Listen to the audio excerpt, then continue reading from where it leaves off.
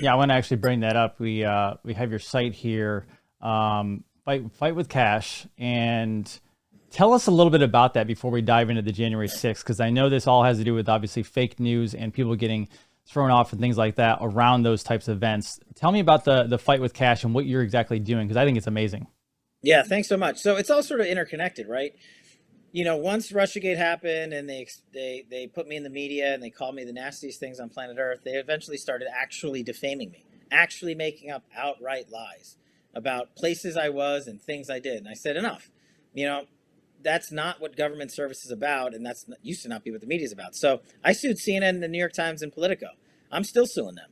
I'm suing them for a ton of money, and not because I care about the money. Because when we win, I'm going to publicize to the world that we won, and they were wrong, and they knew it. But what I realized along the way was I'm not the only one. You don't have to be a public figure in government to be spoken about on TV. It happens in local communities. It happens in local papers. It happens on local radio stations. People across America were defamed or deplatformed by big tech and big media. And so I started fightwithcash.com. It's fightwithcash.com with a K. And I've been raising money for 6 months. It's a trust. It's a legal offensive trust where we raise money and everybody can get a hold of me directly through the website. I have no social media, but you can get a hold of me on the website. And if you have a case, we ask you to send in a summary. We have a brilliant team of lawyers that looks at it. And if you have a case, if you have a cause of action, we will pay for your attorneys. So you have your day in court. So you get to sue and you get to clear your name in court and you get to have your day. And that's what Fight with Cash is all about. Plus, we got tons of great free content up there. My show's up there, Cash's Corner. We'll put this up there if you let me. And we have great merch, patriotic merchandise that we sell. But all of it goes back to the trust because we want to hear from American. We've heard from a lot of them. I'm sure We've you got have. cases going, and we want to get more cases going. So any help that your audience can give to fightwithcash.com is greatly appreciated. Sure, and I had to play partial, I guess, devil's advocate, just because this is the stuff we hear when we actually run shows and things like that. Is we almost feel like the system is against all of us, including, unfortunately, the judicial system. How do Americans get back a trust in the fact that, okay, we can do lawsuits, which I totally agree with, Mm-hmm. but how do we get trust back in the fact that we can win these, but also kind of gain back our government, because we have lost our republic? We need to gain it back in our power. Yeah, so basically, you have to have people go first. You have to have leaders like a Devin Nunes lead the way. You have to have, great Americans that I serve with, like Johnny Ratcliffe or Rick Grinnell. These types of folks lead the way, Jim Jordan, because they take it on every day. And then you have to sort of follow in their wake and be a little courageous yourself. And then you have to translate that into victories because you use your public notoriety, your means, and your capabilities to win. And when they see that you can win, they're like, why can't I win? And I don't want money to be a factor for them not to be able to win. And that's the whole point of doing it for others. And we're going to continue. But it's related because that's only step one, right? If we win, which we will, and we win on behalf of other Americans, which we will, that's great. But we're going to tell the world we did it. And that's how you correct the media, because you show them the fake news media intentionally defame not just me or Devin Nunes or a figure of notable worth, but everyday Americans, John Q. voter in Iowa or Idaho or Wyoming or where have you. We want to get your voices heard because that's what America is. I was in Nebraska this past weekend for a Fight with Cash event. 500 people showed up from all over Nebraska. And they asked me a really important question. They said, you know, why do you do this? And I simply answered, because of this room. That room represents America. Washington, D.C. doesn't represent America. Washington, D.C. is a total cesspool. And because I know that there's so many people in the states like Nebraska willing to entertain and engage in the fight, that's why I think we can win.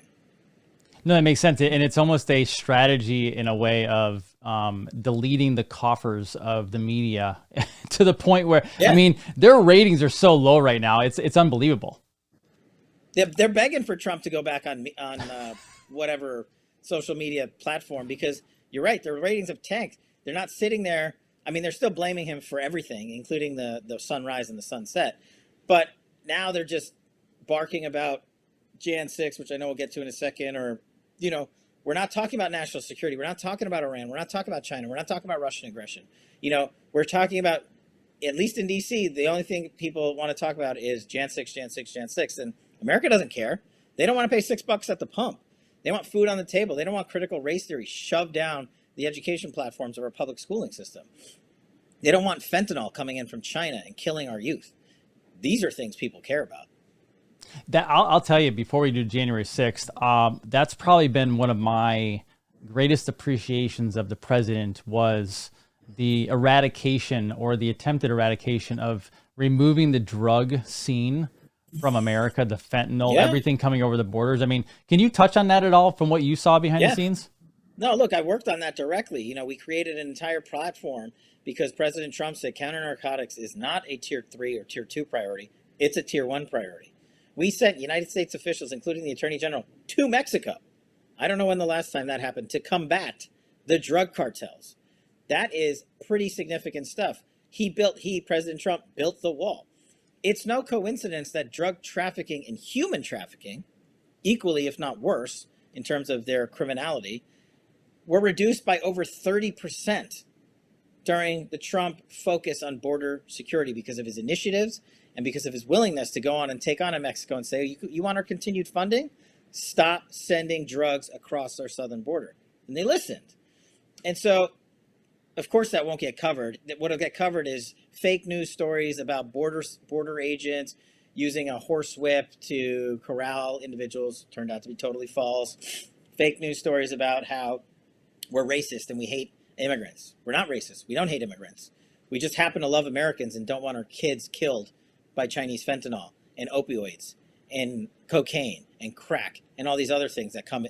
We don't grow them in America. They come into America. Yeah, amen. It's one of the many things that I could tell they absolutely hated President Trump for, because there's this whole drug running thing to the behind the scenes. But I was thinking this last night. Have we ever had a president, or even anyone close to being impeached twice, impeachment hearings twice, and even trying for a third? This was insane. Is this their only route to try to get him completely deleted from history?